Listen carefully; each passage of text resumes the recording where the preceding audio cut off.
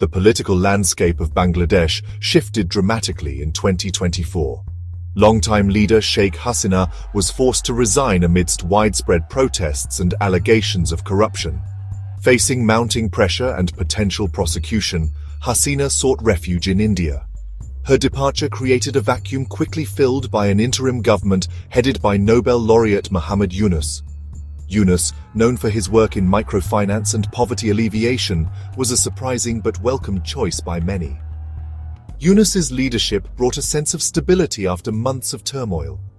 His international reputation helped calm anxieties about Bangladesh's future. However, the question of Hasina's return looms large. The interim government has yet to indicate its stance on her potential extradition.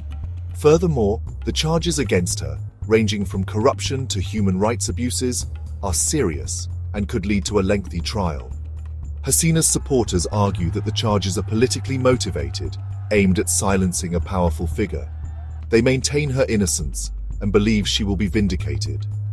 However, her opponents see this as an opportunity for a clean slate, a chance to build a Bangladesh free from the alleged cronyism and authoritarianism that marked Hasina's tenure. The uncertainty surrounding Hasina's future has significant implications for Bangladesh's foreign relations, particularly with India. Her close ties with New Delhi were a cornerstone of her foreign policy.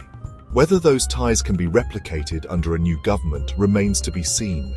The coming months will be crucial in determining the trajectory of Bangladesh's political scene and its place on the world stage. The once warm relations between India and Bangladesh have cooled considerably since Hasina's departure. India's decision to grant her refuge, while understandable on humanitarian grounds, has angered many in Bangladesh.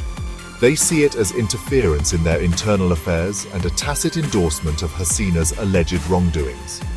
Adding fuel to the fire are the persistent attacks on Hindus in Bangladesh.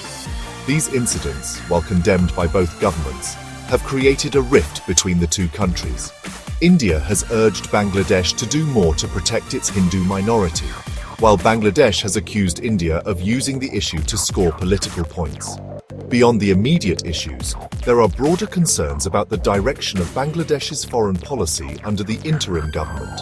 Yunus has hinted at a more non-aligned approach, one that is not as closely tied to India. This has raised alarm bells in New Delhi, which sees Bangladesh as a crucial buffer state against China's growing influence in South Asia. Further complicating matters are the economic implications of this diplomatic chill. India is Bangladesh's largest trading partner, and bilateral trade has flourished in recent years. A prolonged period of strained relations could harm both economies. India's wait-and-watch approach suggests a recognition of the high stakes involved. The cooling of India-Bangladesh ties has created an opportunity for Pakistan to re-engage with its eastern neighbor. Relations between the two countries have been strained since Bangladesh's War of Independence in 1971. However, recent years have seen a thaw in relations, with both sides eager to move beyond the bitter legacy of the past. This renewed engagement has manifested in several ways. Direct flights between the two countries have resumed and trade ties have expanded. Perhaps most significantly, there has been an increase in military-to-military contacts. This development has not gone unnoticed in India, which views Pakistan's growing influence in Bangladesh with suspicion. Several factors are driving this rapprochement between Bangladesh and Pakistan. Economically, both countries stand to gain from increased trade and investment. Politically, Pakistan sees an opportunity to break out of its regional isolation and counter India's influence. For Bangladesh, closer ties with Pakistan offer a hedge against overdependence on India. While it is too early to say whether this renewed engagement will blossom into a full-fledged alliance, it is a development that bears close watching. The geopolitical landscape of South Asia is in flux, and the evolving dynamics between Bangladesh, India, and Pakistan will play a significant role in shaping the region's future. The question of Sheikh Hasina's return to Bangladesh remains unanswered. Her fate hangs in the balance, dependent on a complex interplay of political forces and legal proceedings. The upcoming elections in Bangladesh will undoubtedly be a referendum on her legacy and could determine whether she has a future in the country she once led. India, for its part, is playing a cautious game. While providing Hasina refuge, it has refrained from overtly supporting her return. New Delhi understands that any perceived interference in Bangladesh's internal affairs could backfire. India's economic interests in Bangladesh are substantial, and it cannot afford a complete breakdown in relations.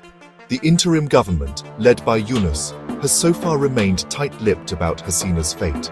It faces a delicate balancing act, pursuing justice for any alleged crimes while ensuring stability and avoiding further polarization. The charges against Hasina are serious and cannot be easily dismissed. However, a trial would be lengthy and potentially divisive, further destabilizing an already fragile political situation. The international community is watching closely. The outcome of this saga has implications beyond Bangladesh's borders. A successful prosecution of a former head of state would send a strong message about accountability and the rule of law. However, it could also set a precedent for politically motivated prosecutions and further erode trust in democratic institutions. The coming months will reveal whether Hasina's exile marks the end of an era or merely a pause in her political career.